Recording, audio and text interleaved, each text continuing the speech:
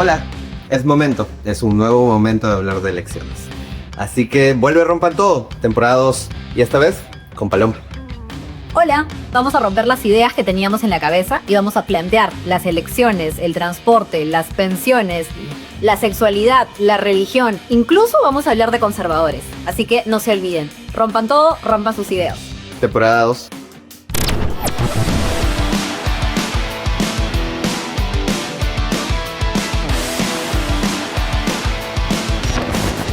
Buenas noches, bienvenidos a la nueva temporada de Rompan Todo. Vamos a hablar de los temas electorales y en esta oportunidad nos acompaña un experto sobre estos temas. José, buenas noches. Muy buenas noches y muchísimas gracias por la invitación.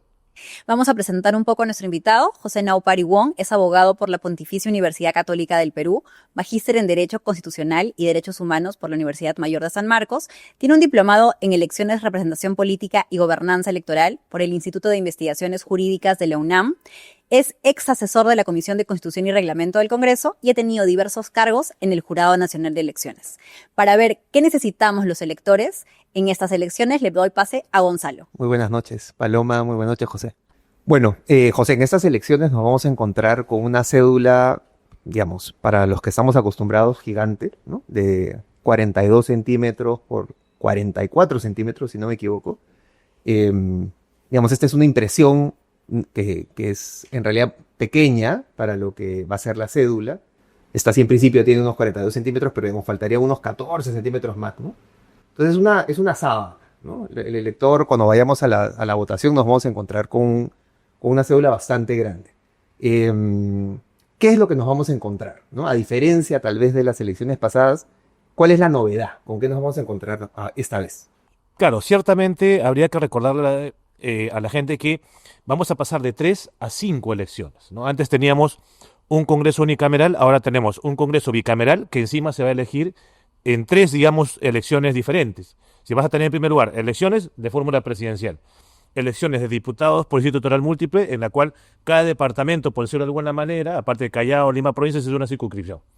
Tienes elección de senadores por distrito electoral múltiple, algo similar a lo que ocurre con diputados. Tienes senadores por distrito electoral único nacional, en la cual tienes que votar, independientemente de donde vivas, por una lista de 30 personas, y tú tendrás que ser voto preferencial ahí. Y tienes elección de representantes peruanos ante el Parlamento andino. Ello en un contexto en el cual en diputados, senadores por distrito electoral múltiple, senadores por distrito electoral único nacional y Parlamento andino vas a poder hacer uso de tu voto preferencial, que aunque opcional, te alarga la cédula. Adicionalmente a ello tienes un escenario sui generis en el cual lo más probable es que todas las opciones políticas habilitadas para participar aparezcan en la cédula. Entonces vas a tener 39 opciones. Entonces, sin duda, es un número considerablemente alto de organizaciones políticas y también estamos, digamos, con 2 elecciones adicionales, todo esto dentro de una cédula. Y, digamos, en esta cédula, cuando uno haga su elección, puede elegir en cualquiera, digamos, son 5 elecciones diferentes, puedes elegir diferente en cada una de las columnas. Una muy buena pregunta. Efectivamente, si bien la lógica que ha tenido detrás el Congreso de obligar que sea una sola cédula, es que haya esta figura del voto de arrastre, del voto en línea, por decirlo de alguna manera, sí, tú puedes votar por un partido político diferente en cada tipo de elección. Puedes hacer también un voto preferencial en cada tipo de elección por un partido diferente, pero lo que tú no puedes hacer es, por ejemplo, en diputados por Lima. No, a mí me gusta el candidato del partido A con el número 5 y el candidato del partido B con el número 10. Entonces, entonces voy a marcar 5 en un lugar y 10 en otro. No, eso no se puede hacer. Porque lo que te manda es el voto por el partido. De cada elección puedes votar por un partido. Y si ya elegiste por un partido y quieres hacer uso del voto preferencial, necesariamente el voto preferencial tiene que ser por candidatos de ese partido. Es decir, puedo elegir uno en cada columna, pero en la columna tengo que quedarme en la misma fila. No puedo elegir en 2 filas diferentes. Exacto, en tu mismo bloque, ¿no? Y ahí habría también en esa misma dirección, de repente, yo solo quiero votar en presidencial, marco en presidencial, dejo en blanco todas las demás elecciones y no pasa nada. Ahora, también algo que es bastante nuevo y que creo que mucha gente se estará enterando en este momento, es que no hay una sola elección de senador. ¿Podemos explicar un poquito más esto de 2 senadores, que es una figura rara, digamos, para muchos, ¿no? Claro, habría que recordarle a la gente que, en primer lugar, en estas elecciones generales vamos a elegir 60 senadores, pero la mitad va a ser elegida bajo la modalidad de distrito electoral múltiple y la otra mitad por distrito electoral único nacional. ¿Ello qué implica? Que, por ejemplo, salvo Lima, que va a elegir 4 por distrito electoral múltiple, cada departamento, Lima provincias, para no residentes en el exterior, va a elegir a un senador. Y la otra mitad va a estar de una lista de 30, en la cual, independientemente de donde vivas, tú tienes que votar por la lista, digamos, de 30 de ese partido político. Ahí Una no es pregunta. dime. Estos 30 senadores, ¿a quiénes van a representar entonces? Bueno, lo que ocurre es que una vez electo, independientemente de cómo seas elegido, tú representas a la nación. Ujú. Así haya sido elegido por distrito electoral múltiple o por distrito electoral único. La cuestión es que, digamos, lo que te puede generar una elección por distrito electoral único nacional, en un caso de un órgano pluripersonal como el Senado, que tiene, en la modalidad que tiene 30, es que los que podrían terminar siendo elegidos en el marco del voto preferencial son los candidatos que provienen o que tienen su base en las grandes ciudades, ¿no? En capitales o en grandes ciudades, llame Lima, Piura, Arequipa, Cusco, Trujillo, ¿no? Donde tienes un mayor bolsón de votos. A ello habría que recordar que, por ejemplo, el candidato presidencial puede también ahora ser simultáneamente candidato al Congreso, sea diputado o sea senador. Eso, por ejemplo, puede generar un voto, más que un voto cruzado, reforzar el voto de arrastre, al menos en esa modalidad de elección. Y, digamos, estando hartos en general de la clase política, de los representantes políticos, ¿por qué vale la pena tener un Senado? ¿O por qué vale la pena tener senadores y diputados? O sea, digamos, ¿por qué esto es valioso? Bueno, ¿O no lo es? No lo sé. Bueno, mi posición personal es que en realidad era innecesaria la figura de la bicameralidad si tuviéramos, digamos, políticos De acuerdo. más responsables, ¿no? Es decir, por ejemplo, ¿cuál ha sido el argumento que se ha utilizado para incorporar la bicameralidad? Que tiene que haber un mayor periodo de reflexión. Bueno, pues si quiere haber un mayor periodo de reflexión, ¿qué hacemos con un Congreso unicameral votando exoneraciones de segunda votación? Por ejemplo. Oye, hay que evitar las leyes declarativas. Bueno, ¿y quién presenta los proyectos de ley declarativa?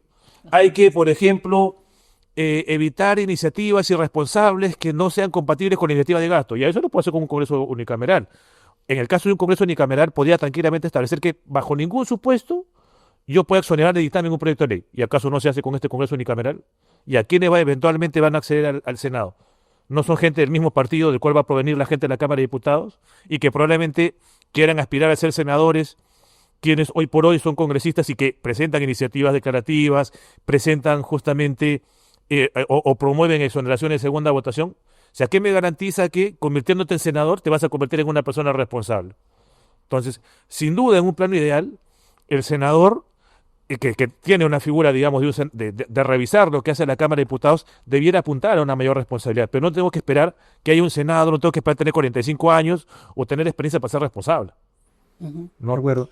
Y esta figura del Senado que se ha aprobado, que puede no solo, digamos, aprobar la ley de la Cámara de Diputados, sino también modificarla, ¿es usual en otros países? Lo que ocurre es que por lo general tú puedes tener un Senado que tiene poder de veto, pero no que tiene poder de modificación. Y que incluso en un escenario de poder de veto, tú podías generar que la Cámara de Diputados, con una votación diferenciada, insista, y esto vaya directamente al Ejecutivo con una, entre comillas, como una insistencia interna. Ahora, lo que yo sí tengo que reconocer que sí te puede servir el Senado es en los procedimientos de acusación constitucional. ¿Por qué? Porque en procedimientos de acusación constitucional, ahí sí tú tienes a una Cámara de Diputados que como que hace las funciones de comisión permanente y acusa, y un Senado que es el que va a decidir si efectivamente te levanta la prerrogativa del antejuicio, un Senado que eventualmente te va a decidir si te inhabilita o no. Ahí sí optimizas el principio de independencia, sí, y eso sí ciertamente, para eso sí te ayuda, por decirlo de alguna manera, en la Cámara de un Senado, no una bicameralidad, para eso sí. Pensando un poquito en los electores, ¿cuál sería la diferencia que ellos sienten que los va a representar en el Senado y los diputados? O sea, ¿cuál es el rol que como ciudadano deberían buscar en cada uno de ellos? Claro, lo que ocurre es que se ha vendido la narrativa que la Cámara de Diputados es un órgano, porque en realidad es formalmente un órgano, no es una entidad, que representa los intereses regionales. Y por eso en el caso de la Cámara de Diputados se ha mantenido la fórmula que tenemos ahora, en la cual cada departamento elige sus representantes. Lima elegirá 32, Madre de Dios elegirá 2, Lima Provincia se elegirá 4, si mal no recuerdo Arequipa elegirá 6, ¿no? Y que ellos en principio reivindican, pese a que una vez electos representan a toda la nación, los intereses de esa región. Uh-huh. y esto tiene que confluir en un gran interés nacional y eso se materializaría en una ley de la Cámara de Diputados. Mientras que el Senado debe ver un poco más lo macro, ¿no? Los grandes intereses nacionales. Pero a mi juicio eso nuevamente tampoco justificaría el Senado. ¿Por qué? Porque creo que nos estamos olvidando que en el Perú tenemos un Estado unitario y descentralizado. Tenemos gobiernos regionales que tienen sus respectivos consejos regionales. Tenemos gobiernos locales que tienen sus respectivos consejos municipales. Los asuntos de interés público local o regional se debaten en el gobierno regional, se debaten en el gobierno local. Tú no tienes por qué estar buscando que la Cámara de Diputados te cree comisiones investigadoras o grupos de trabajo en el marco de la Comisión de Fiscalización para ver temas que son de interés público local o regional, porque para eso no está el Congreso. Lamentablemente se ha vendido esa idea y ha habido ya algunos congresos anteriores, de querer crear grupos de trabajo mucho más focalizados, ¿no? Y de repente la Cámara de Diputados es la que sí te va a poder permitir interés público, no sé, pues para crearte una universidad en tal circunscripción, o para que se incorpore o priorice un determinado proyecto de inversión en una determinada región. Pero creo que si justamente una vez elegido representas a toda la nación, independientemente de dónde provengas, tú tienes que tener en claro que independientemente de dónde provengas, tú tienes que reivindicar e impulsar intereses nacionales, Exacto. con o sin bicameralidad. ¿Y qué, José, en la misma línea, qué crees, cuál crees que sería la mejor manera de tener mejor representación, digamos? Yo diría, o coincido contigo, que esto de la opción unicameral es una buena opción, pero no sé si es la ideal. Yo creo que con toda la experiencia que tienes, La bicameral, dirás. la unicameral tal vez, no la bicameral, pero o tal vez es la bicameral. ¿Cuál sería, digamos, la fórmula ideal? Porque creo que también en la elección hay que escuchar un poco las propuestas que nos hagan sobre reforma política, digamos, ¿no? ¿Qué nos proponen los distintos candidatos en estas elecciones? Claro, esto es muy importante, me hace recordar, porque, por ejemplo, otro argumento que se utilizaba para defender la bicameralidad era que había una subrepresentación. Pero la subrepresentación no la resuelves con bicameralidad. La resuelves, aunque sea políticamente incorrecto, incrementando el número de congresistas en un Congreso unicameral. No se han ido por esa opción. Que finalmente ha pasado, porque tener más senadores son más personas, pero distribuidas de otra forma. Y elegidos, por ejemplo, 30 más bajo la misma modalidad de elección Exacto. que en el caso de la Cámara de Diputados, y 30 solamente por Distrito Electoral Único Nacional. Entonces, esa distinción digamos, de legitimidad de origen tampoco es tan clara, ¿no? Y ojo, recordemos que este 130-60 es solo para esta elección, porque es un número mínimo. El 2031 ese número se va a incrementar, ¿no? A priori se va a incrementar. Entonces, ahí hay que también tener mucho cuidado, ¿no? Y volviendo al tema, ¿cómo hacemos para eventualmente elegir mejor? El tema creo que no pasa tanto por si tienes una cámara o dos cámaras, ¿no? El tema pasa también por cómo mejoras la oferta a nivel de los partidos políticos, ¿no? Y ahí también creo que es otro tema importante a recordar, porque a veces uno escucha que los partidos políticos te dicen, no, pues no, es que la Constitución y la ley no te colocan más requisitos. Ah, ya. Pero te olvidas que, por ejemplo, el artículo 24A de la Ley de Relaciones Políticas te da la opción a que estatutariamente tú coloques mayores requisitos a impedimentos a lo que te establece la ley y la Constitución. Claro, no lo puedes hacer en el reglamento electoral, pero sí lo puedes hacer en el estatuto. Has tenido tiempo, si mal no recuerdo, con miras a estas elecciones generales hasta el 11 de junio para modificar tu estatuto. ¿Y a cuántos me han modificado los requisitos para ser candidatos dentro de su propio partido? ¿Los cuantos de repente, por ejemplo, tanto que dicen, oye, hay que luchar contra la corrupción, hay que evitar el tema de las economías cereales? Ya, ¿cuántos me han puesto un impedimento permanente, independientemente de lo que ocurrió con la 37-17 de febrero de 2018, un impedimento permanente en su estatuto? Algunos dicen, oye, es imposible que gente que esté procesada pueda postular. De acuerdo, la Constitución no lo puede hacer. La ley tampoco. ¿Cuántos han incorporado ese impedimento en el estatuto? ¿Cuántos? Imagino que ninguno. Ahí, entonces, bueno, justamente a veces es un doble discurso, ¿no? Entonces, y en el peor de los casos, lo voy a filtrar. Ah, sí, ¿cómo lo vas a filtrar si al final del día, cuando el órgano electoral descentralizado o central del partido tenga que evaluar una solicitud de inscripción de candidato a las primarias, su único parámetro es el estatuto y el estatuto no establece ese impedimento? Igual va a pasar. Entonces, ahí el tema pasa por mejorar la oferta a través de los partidos y elegir entre lo mejor que nos pongan o lo menos peor que nos pongan a nivel de los ciudadanos. Ah, y ahí también viene otro tema importante con la sábana que me has puesto, ¿no? Porque en el tema del voto preferencial, por ejemplo, tú vas a tener, por ejemplo, en el caso de diputados, el doble voto preferencial. No, en el caso del doble voto preferencial, ponte que yo quiero elegir al número 17. No es que tú puedes poner un 1 y un 7. No, el 17 tiene que estar los dos dígitos dentro del mismo, de un solo recuadro, porque si no estás votando por el 1 y por el 7, y ese voto no es nulo. ese voto es válido a favor del 1 y el 7, por más que tú hayas querido votar por el 17. Sí, que además es una locura porque tenemos por preferencial hasta 7 números que podemos elegir. Bueno, que cada tipo de elección, ¿no? O sea, Claro. claro, en Parlamento Andino, que ya no van a ser 15, sino 16 por el tema de alternancia y paridad. Vas a tener, evidentemente, en el caso de diputados, ¿no? En el caso de senadores, pues sí, total único nacional también, ¿no? También es importante pensar que de la amplia lista de partidos que están en esta sábana, que es la cédula electoral, estamos teniendo un mínimo de candidatos que deben presentarse para cada una de las votaciones. Entonces, los ciudadanos, si bien, por ejemplo, el presidente puede tratar de también postular a ser diputado o senador, va a haber muchas personas que van a tratar los partidos de llamar para completar sus votos. Estábamos hablando, creo que más de 10.000 posibles candidatos alrededor de esa elección. Claro, a ver, ahí hay que tomar en consideración, en primer lugar, que los partidos políticos, en estricto, no están obligados a presentar fórmula presidencial, Ujú. ¿no? Porque el parámetro para determinar si tú vas a perder la inscripción o no son las elecciones congresales. Por tanto, también no estarías obligado a presentar candidaturas al Parlamento andino, con lo cual también ahí te podías reducir en parte el número de candidatos, ¿no? Otro tema que también hay que considerar es que por un tema meramente de no actualización de la normativa electoral vas a tener más candidatos que escaños pasibles de elección para asegurar el tema de la paridad, ¿no? Claro. Entonces, pero vas a tener que llamar probablemente donde no hay, pero tiene cierta flexibilidad, ¿no? Porque en una elección nacional no hay requisito de domicilio. Entonces puedes buscar a los afiliados de donde sea. Ahora, aunque ojo, el 80% de candidatos al Congreso, como tiene que pasar por primarias, va a tener que estar afiliado desde el 12 de julio del 2024.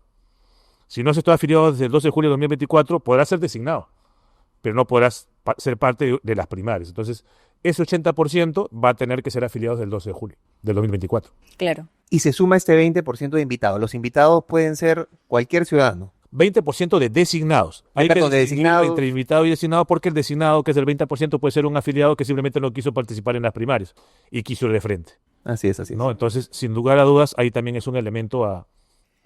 ¿Y cuándo es que los ciudadanos vamos a conocer a nuestros candidatos? Porque la verdad que tiene la impresión de que no faltarán 6 meses cuando ya estamos a 6 meses. Bueno, lo que ocurre es que tienes algunos hitos, ¿no? Por ejemplo, este 31 de octubre vence el plazo para que se inscriban ante los partidos políticos los candidatos a las primarias. Y, por ejemplo, en el caso de las fórmulas presidenciales, como no cabe designación directa, el 31 de octubre ya más o menos podemos sondear quiénes podrían ser los candidatos presidenciales. El 7 de noviembre vence el plazo para que los partidos comuniquen a la OMPE quiénes han sido los candidatos a las primarias que han sido inscritos por ellos. Luego tienes el 30 de noviembre, que es la elección primaria por un militante, un voto. Tienes el 7 de diciembre, que es la modalidad de la elección primaria bajo la modalidad de delegados.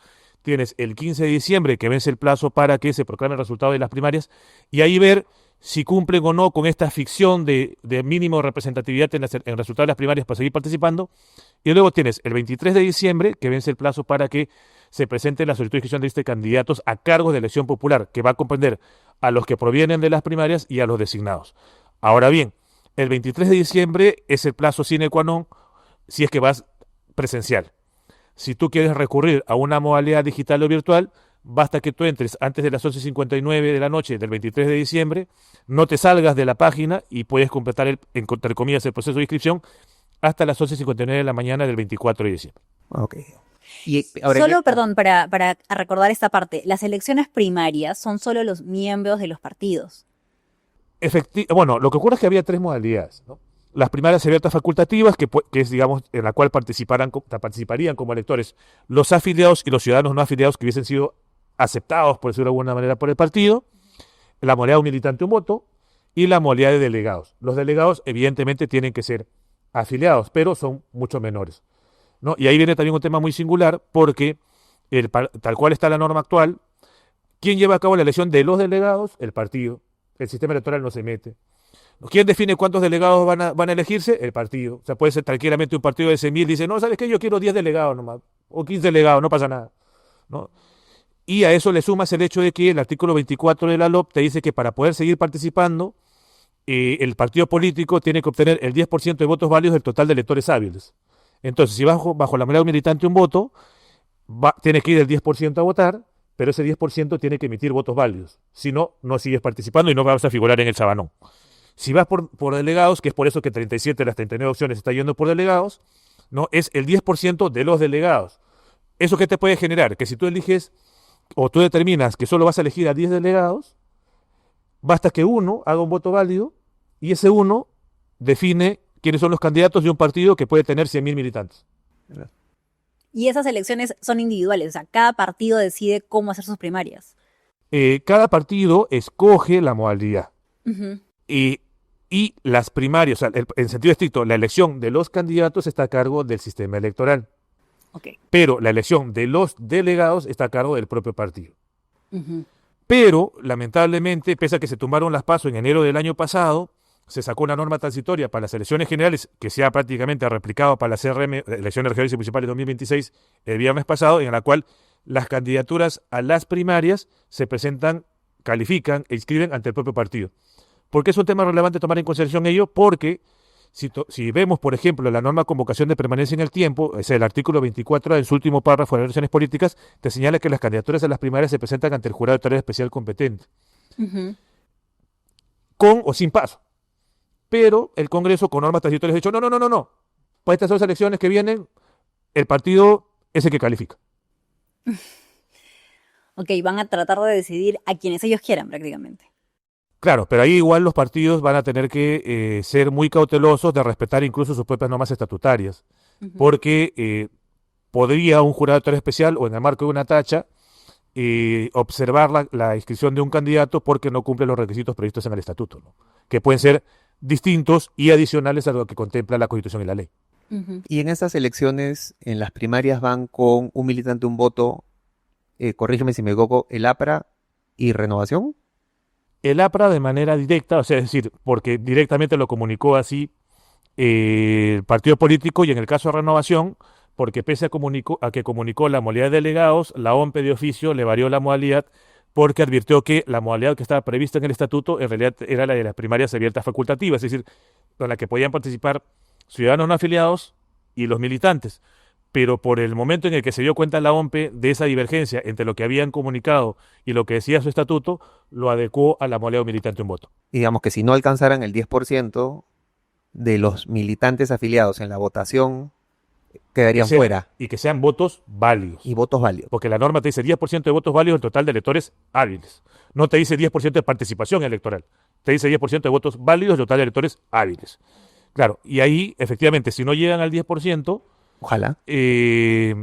digamos, no van a aparecer en la cédula. No se les va a cancelar, ojo, porque la norma lo que te dice es no podrás seguir participando. En ninguna de las 5 elecciones. Claro, si no, bueno, dependiendo, porque si llegas al 10% en alguna de ellas, de 10% de votos válidos, en esa participarás, ¿no? Pero ese es un poco el panorama, ¿no? Ok. Volviendo un ratito nomás a la cédula, pensar cuánto tiempo nos tomaba votar es algo que la OMPE trata de calcular para que el proceso cumpla los horarios que ellos plantean. Teniendo en cuenta que tenemos 2 elecciones más en esta cédula, ¿cuánto tiempo deberíamos calcular que puede alargarse el proceso? Bueno, a ver, ya legalmente se ha alargado el periodo, digamos, de sufragio 2 horas, ¿no? Porque va a empezar a las 7 y va a terminar a las 5, Ujú. ¿no? Con lo cual los miembros de mesa, mi respeto, porque van a tener que llegar a las 6, para instalarse a las 7, máximo 7 y 4, si no te agarran de la cola. A las 5, ya no a las 4, se cierra el local.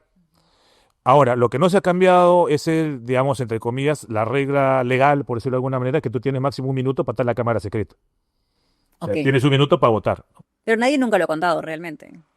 No, pero no ha faltado en algún caso, en alguna mesa en la cual sí algún personero de mesa te digo, ya se está demorando mucho, ¿no? ¿Qué está haciendo? ¿Está pegando propaganda electoral en la cámara? ¿Qué está haciendo? Entonces, Claro. sí, se puede dar el caso, ¿no? Pero no es que tienes ahí con un cronómetro y vas viendo cada persona cómo va ese tema. Y ahí hay un tema importante también a recordar a las quienes van a ser miembros de mesa, de que ahora el anverso de la cédula de sufragio ya no solamente tiene que estar firmado por el presidente de mesa, sino por los 3 miembros de mesa.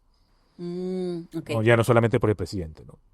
claro. Y un poco en la misma línea de la pregunta de cómo nos enteramos, porque me quedó claro que hacia el 23 de diciembre 23-24, ¿no? llegan, claro, entre 23 y 24, casi de regalo de Navidad, llegan, ¿no? La lista de candidatos.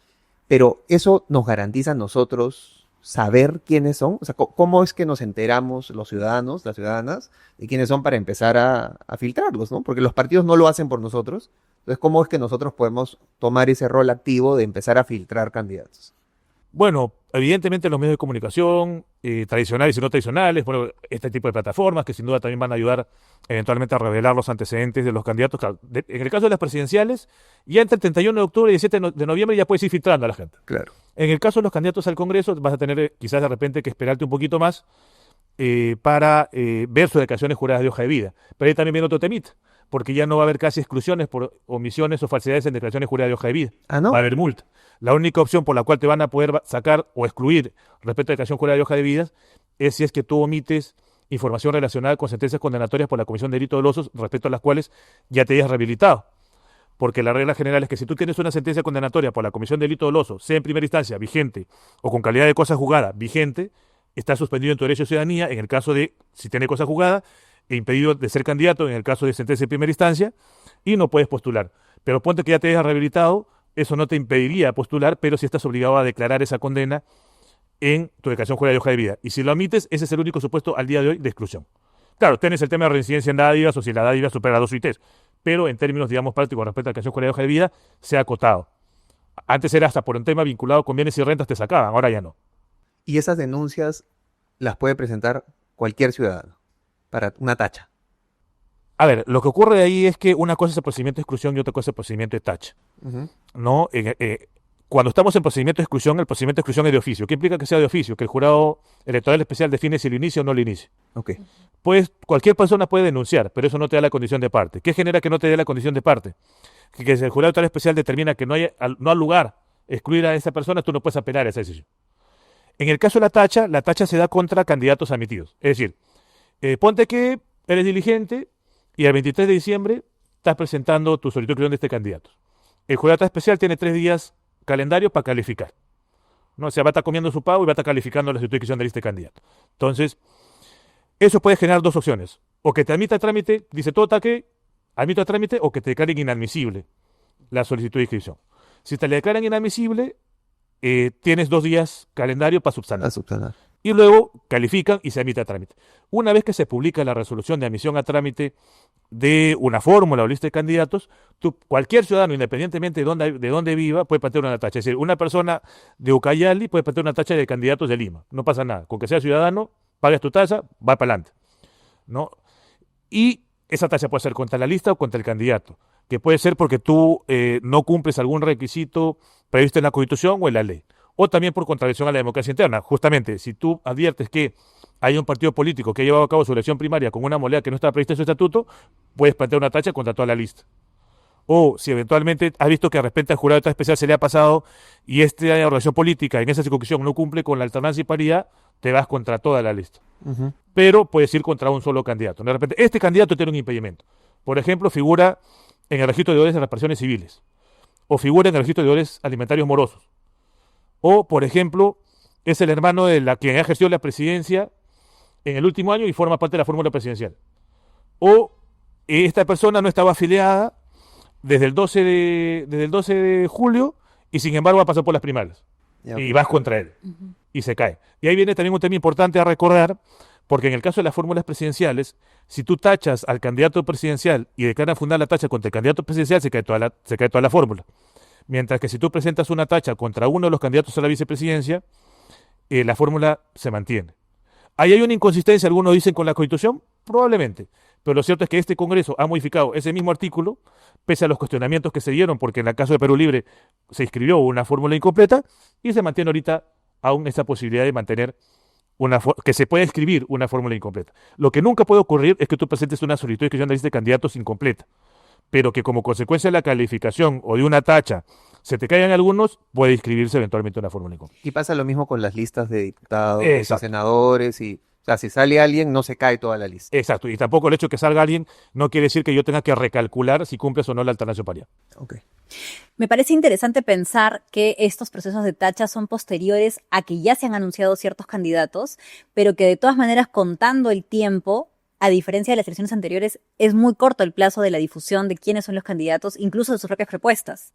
No, o sea, el plazo se mantiene. Habría que recordar que el cronograma electoral se uniformizó allá entre septiembre y octubre del 2017, las reglas vinculadas, al menos desde esa etapa en adelante, están vigentes desde las elecciones regionales y municipales de 2018, que por ejemplo es la que te establecía que el plazo máximo para que se publiquen la lista de candidatos admitidas vencía 60 días calendario antes de la elección. Estamos hablando, en este caso, aproximadamente 11 de febrero. Y que el plazo máximo para resolver las tachas y exclusiones era 30 días calendario antes de la elección. No, Estas son las elecciones primarias las que están alargando los procesos de definir de repente algunos candidatos. O que más bien te están anticipando la posibilidad de saber quiénes podrían serlo, ¿no? Pero ahí también habría que señalarle a los amigos que puedan participar en las primarias es que no se emocionen.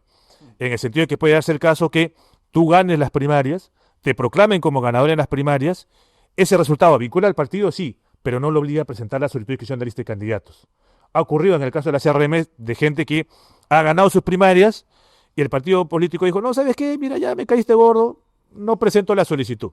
Y he tenido otro tema importante, ¿no? Y es que la gente tiene que recordar que cuando estamos hablando de este tipo de procedimiento de inscripción de lista de candidatos, es el partido el que presenta la lista. Y el partido actúa a través del personero legal. O sea, no es que el candidato sea el que vaya, el candidato presidencial es el men, el hombre, no. Ahí es el personero legal. Incluso si eventualmente quieren plantear una tacha contra un candidato, no es que el candidato se defienda solo. Se tiene que defender a través del personero. Por eso es importante que se lleven bien con el personero o la personera legal. Y que a veces en la práctica que suele ocurrir, si hay una tacha contra un candidato o candidata y no contra la lista o la fórmula, es, bueno, yo no voy a ponerte ni un sol, tú pon tu abogado, trae, yo firmo con él, no, pero págale tú a tu abogado, hermano. Claro. Algo que a varios ciudadanos, a varias personas nos ha incomodado en el proceso son las inhabilitaciones, ¿no? Las que hace el Congreso. Ok. ¿Eso puede suceder hasta cuándo? O en cualquier momento, ¿no? Estoy pensando en que hay personas por las que uno eventualmente decide el voto, vota, y después el Congreso puede inhabilitarlos. Ahí viene un tema bien interesante en el caso de las inhabilitaciones, ¿no? Por dos cosas. Primero, porque la ley, formalmente hablando, te permite excluir, bueno, remitiéndose a la Constitución, te permite excluir hasta un día antes por situación del candidato, pero cuando alude a situación del candidato, está pensando más en el artículo 33 de la Constitución, que es suspensión de ciudadanía, está pensando en condenas penales, en penas de inhabilitación de derechos políticos que vengan de la jurisdicción penal. No ha pensado en inhabilitaciones propias de un juicio político. Sin embargo, si por ejemplo uno se remite al antecedente, que no es precedente vinculante del TC, en el caso de Martín Vizcarra Cornejo, Así es. ¿no? Uno podría decir que puede darse incluso hasta después de la elección, porque a Vizcarra Cornejo la inhabilitación se dio un día después de la elección, y por eso el jurado no lo proclamó. Y esa decisión ha sido validada por el TC. Digamos, pero ¿y eso no es peligrosísimo? ¿No es una figura peligrosísima para la democracia? Sin duda que sí, y a mi juicio, lamentablemente, o sea, con todo respeto al equipo legal del expresidente, creo que fue una oportunidad importante para que en todo caso el TC precisara una jurisprudencia anterior. Te explico brevemente el caso, ¿no? Me estoy remitiendo al caso Percy Rogelio Savello Fretel. ¿Qué ocurrió con este señor? En esa época, era un candidato a consejero regional. En esa época tú tenías que tener tu domicilio en la circunscripción por la cual postulabas para ser candidato a consejero regional. Bueno, a todo el mundo se le pasó y de pronto se dieron cuenta que había presentado otro DNI, ¿no? Y no cumplía con el requisito de tener el domicilio en la circunscripción por la cual postulaba. Y el jurado lo excluyó, el pleno del JN lo termina excluyendo después de la elección, bajo el argumento que todavía no se daba la proclamación de resultados. Y el TC dijo, el día de la elección tú dejas de ser candidato y te conviertes en una autoridad elegida. Y en tanto te conviertes en una autoridad elegida, tu jurado no puede sacar a nadie después de la elección, porque la proclamación es meramente formal. Así es. Entonces, en ese orden de ideas, desde mi humilde punto de vista, lo que tendría que haber ocurrido en esa oportunidad era que el jurado proclamase a Vizcarra, pero que no le entregue la credencial por inhabilitación. Pero no que no puedes llegar a un punto tal de que no lo proclames, porque si tú te estás reconociendo que la proclamación es meramente formal, es dar cuenta de un hecho que ya pasó, que ya ocurrió, entonces no podías dejar de proclamarlo. Otra cosa es que no le quieras entregar la credencial, pero independientemente de este tema jurídico, lo cierto es que sin duda, tú no puedes estar excluyendo a autoridades electas, o sea, tú no puedes estar excluyendo después de la elección. O en todo caso, excluye, pero que la eficacia de esa inhabilitación se dé después que termine el periodo de mandato representativo para que ya fuiste elegido. Creo que ese sería en todo caso un punto medio, ¿no? Pero digamos, y todo este procedimiento de las inhabilitaciones, porque claro, se van anunciando, ¿no?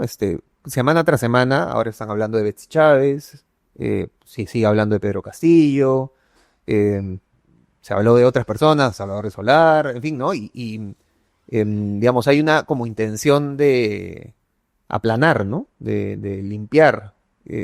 Claro, aunque ahí también va a estar interesante ver qué es lo que nos dice en algún momento del tiempo la Corte Interamericana sobre los alcances de la inhabilitación en el marco de un juicio político, ¿no? Porque, digamos, un poco, si bien no resulta aplicable el precedente de Petro Urrego o López Mendoza porque está vinculada a inhabilitaciones administrativas, sí sería importante que la Corte te diga si es que la Comisión Americana de Derechos Humanos te permite una inhabilitación de derechos políticos Mm, por sanciones de inhabilitación que se enmarcan en el juicio político. Es decir, tranquilamente podías haber vendido la narrativa de que la inhabilitación a la que alude el artículo 99 y 100 de la Constitución es para acceso a función pública no representativa. claro. Así que no para ser ministro, no para ser portero de escuela, pero que en el caso de ser elegido, ahí no rige. Puede ser una interpretación, puede ser la que tenemos hasta ahorita, que igual alcanza esa inhabilitación, pero creo que es una discusión que tendría que haberse planteado en esos términos ante la justicia interamericana. Y no decir, no, como ya dijo Peturrego, como ya lo dijo López Mendoza, no, porque el caso de López Mendoza o Peturrego sería, por ejemplo, suena políticamente incorrecto, tú estás inhabilitado por la Contraloría para ejercer un cargo público. Ujú. Ya, esa inhabilitación no te impide postular en Un la cargo de Contraloría. representación. Claro, por ejemplo, porque es administrativo. Eso es Peturrego, eso es López Mendoza. ¿Y García, que también era antecedente o no? Es que García nunca llegó a materializarse, digamos, una elección con esa inhabilitación vigente, ¿no? Ok.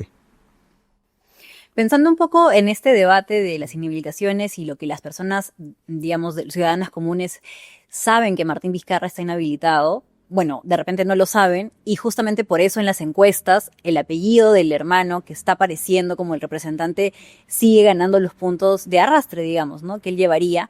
¿Cómo se va a manejar, digamos, este impacto que yo de repente mencionaba en la pregunta anterior?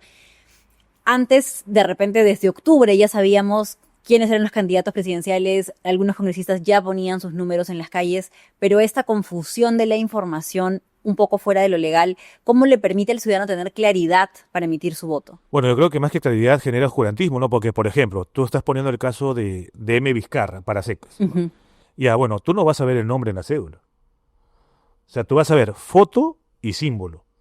Entonces, si tú no posicionas el símbolo, va muerto. Porque ponte la gente que efectivamente diga Vizcarra, ya, vas a buscar la foto de Martín Vizcarra y no lo vas a encontrar. Exacto. Y si no sabes cuál es el símbolo, no vas a saber qué votar. Ujú. Entonces, por eso la importancia, primero, de tratar de luchar contra el personalismo en la política, contra el caudillismo en la política, y ya a nivel de estrategias, bueno, que las redes probablemente ayuden más, posiciona el símbolo, porque si solamente posicionas tu nombre, vas a tener problemas, Ujú. ¿no? Y evidentemente trata de apuntalar a una presencia nacional, porque si no tienes una presencia nacional, pues claro, a nivel de elección presidencial tienes grandes capitales, te puede ir bien, pero Hay que completar el Pero- 5%. si no, tienes problemas. Además de la figura de la inhabilitación, hemos tenido en el proceso anterior una sombra sobre, digamos, el proceso electoral por las quejas, ¿no? O por la acusación de fraude.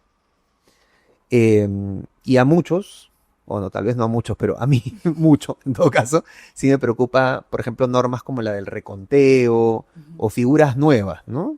Entiendo también hay un voto Digital, Digital. el electrónico. que no es lo mismo que el electrónico, que va a ser principalmente para la policía y el ejército, entiendo.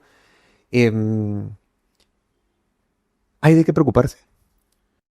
Bueno, sí, no. En el caso del recuento, yo sí tengo que reconocer que hay, por ejemplo, si mal no recuerdo, la observación 25 del Comité de Derechos Humanos de Naciones Unidas, que sí, digamos, como que promueve, impulsa que se incorporen figuras como el reconteo. Que para reconteo necesitas conservación de cédulas, totalmente de acuerdo.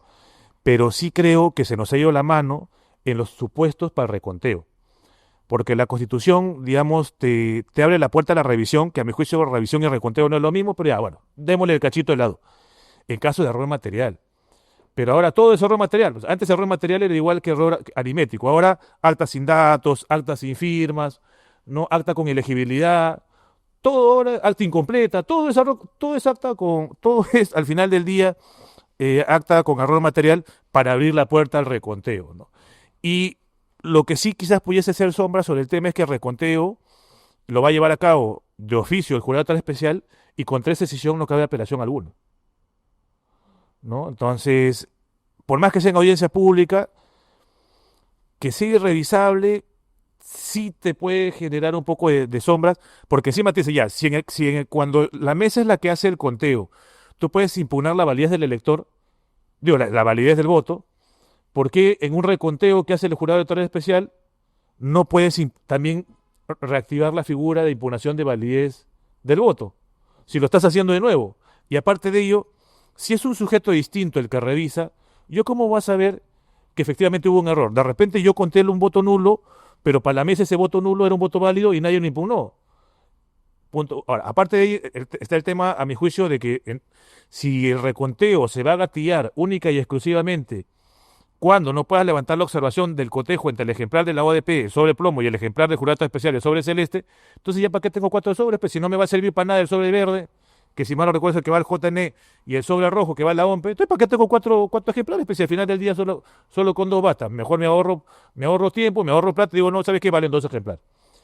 Y en el caso del voto digital, ciertamente a mí me genera ruido que siendo voluntario, quieres hacer que sea obligatorio específicamente para Fuerzas Armadas y Policiales, en un supuesto en el cual se trate de miembros de Fuerzas Armadas y Policiales que el día de la elección no vayan a estar en la circunscripción que figura en su DNI. Ya, aparte que tiene temas operativos meridianamente discutibles, porque hasta diciembre vence el plazo para el registro en el voto digital. Después ya no hay más. Ujú. Ya, ¿qué pasa si yo en la primera semana de diciembre, sí estoy en mi circunscripción de origen y el día de la elección no estoy? Bueno, no va a poder hacer uso del voto digital. O viceversa, ¿no? O sea, yo cuando mandaron la relación estaba fuera de mi circunscripción, pero el día de la elección, si estoy en mi circunscripción y quiero ir a votar con mi familia, no va a poder, porque ya estoy obligado al voto digital. Ahora, aparte de ello, tienes otro tema, ¿no? Es decir, el voto digital tiene necesariamente que venir acompañado de una auditoría previa que te garantice el voto secreto. Porque recordemos, amigos, que el voto digital solo se va a poder hacer uso de quienes tengan DNI electrónico con certificados vigentes hasta después de la segunda vuelta. Y para hacer uso del voto digital vas a tener que contar con una lectora. La lectora va a leer tu código de barra de tu DNI. Entonces, ¿cómo me garantizas que no vayan a asociar mi código de mi DNI al sentido de mi voto? ¿No? Y ahí hay que hacer una distinción con el voto electrónico presencial. Recordemos que el voto electrónico presencial, ¿no? Uno iba incluso hasta con el DNI azul, ¿no? Tú entregabas el DNI y te entregaban una tarjeta aparte, tú la metías en la maquinita y no es que estaba asociada a tu DNI, entonces incluso hasta imprimías la hoja. Era básicamente una impresión, digamos. Entonces ahí, por ejemplo, digamos, había una garantía del voto secreto. Y adicionalmente a ello, tenemos que garantizar el voto libre, ¿no? Porque, por ejemplo, hoy, en el caso, ahora, ojo, que estamos hablando de grupos priorizados, no solamente estamos hablando de la obligatoriedad de Fuerzas Armadas y Policiales. Recordemos que están metiendo gente de migraciones, gente de defensoría, gente de personal del Ministerio de Salud, ¿no? Entonces, gente, si mal no recuerdo, del INPE. Entonces, o sea, gente de relaciones exteriores, o sea, gente a lo que voy es que, digamos, o está escrita o forma parte del Poder Ejecutivo respecto al cual tienes que garantizar el deber de neutralidad. ¿Qué me garantiza que ese voto que va a ser a distancia, no vas a tener a alguien al costado diciéndome, vota así, compadrito? O alguien diciéndome, oye, tráeme tu DNI, tu clave, y yo te la devuelvo el lunes. ¿Y cómo hacemos? ¿Qué se puede hacer ahí? Desde mi humilde punto de vista, yo creo que podrías tranquilamente, la gente de la OMPE, no presupuestar la posibilidad de llevarte tu laptop o unas cuantas laptops y una lectora, improvisar tu minicámara secreta en las sedes de Cancillería, en los centros de salud, ¿no? Eventualmente también en los propios cuarteles donde estén destacados, evidentemente los miembros de las Armadas, y decirle, ya bacán, esta es mi cámara secreta, entra y vota. O sea, como, digamos, locales o centros de votación. Claro, no, ahora, porque los amigos y amigas del jurado están planificando un fiscalizador por cada mesa.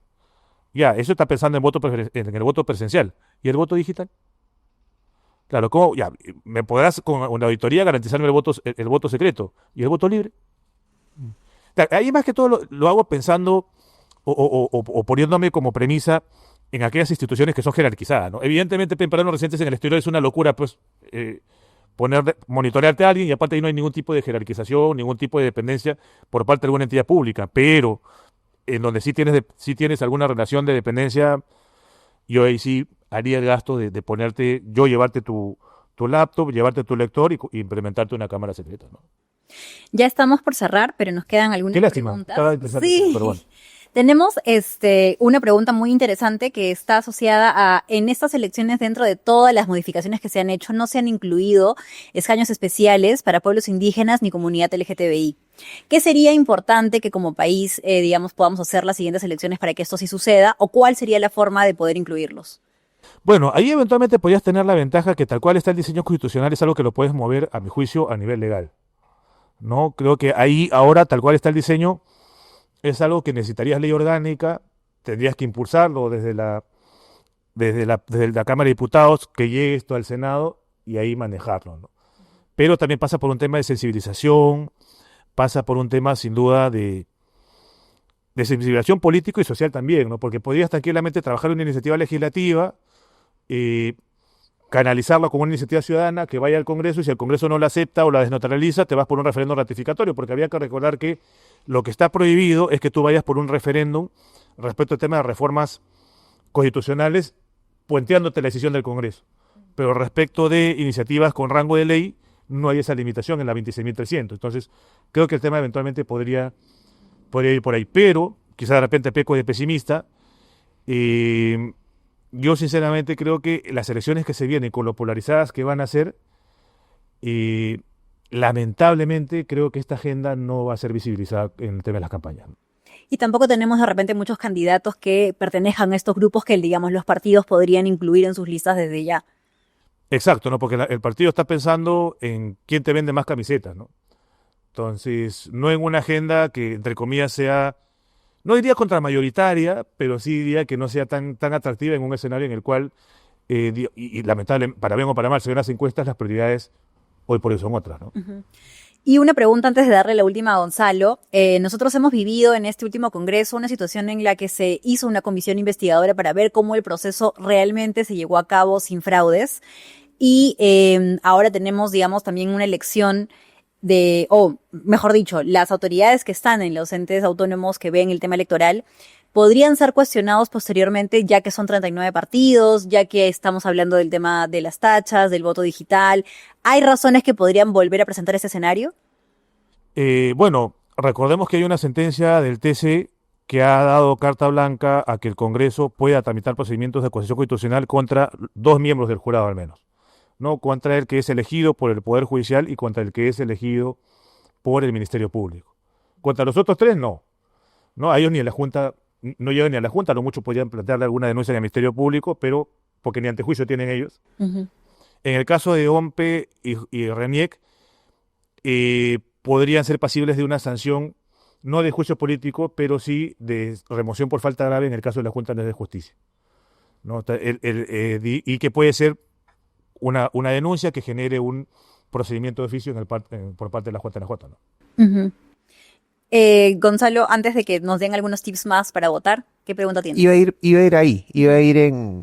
para ir cerrando, digamos, cuáles son los tips o las recomendaciones que como ciudadanos tenemos que considerar para el día de la elección, digamos, cuáles serían los pasos a considerar, ¿qué nos recomendarías? Bueno, primero, sin duda, informarnos muy bien sobre la trayectoria de los candidatos por los cuales eventualmente uno vaya a elegir.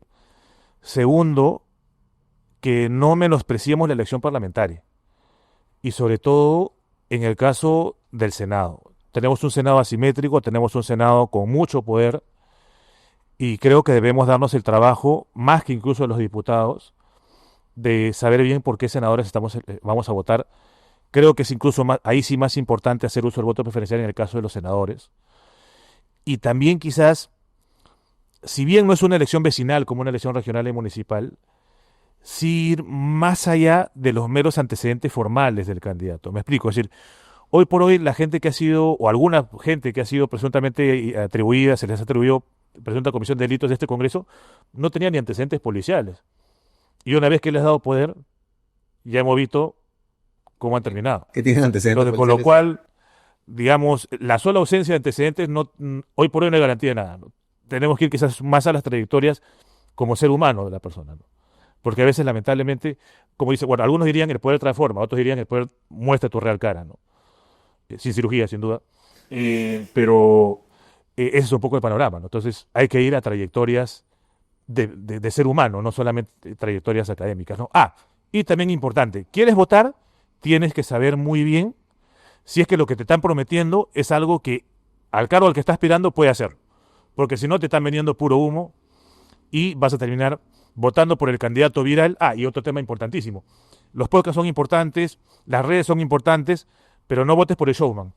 Vota por el que realmente crees que sepa qué hacer, cómo hacer y con qué hacerlo, y si el marco normativo lo permite que lo va a hacer. Porque el hecho de que tengas el candidato viral, el que tenga más like, no te garantiza ni sabiduría, ni mucho menos te va a garantizar una conducta ética una vez que ya el poder. Gracias. A ti. Muchas gracias, José. Este ha sido el primer capítulo de Rompan Todo y los esperamos en nuestra siguiente edición. Nos vemos. Vamos.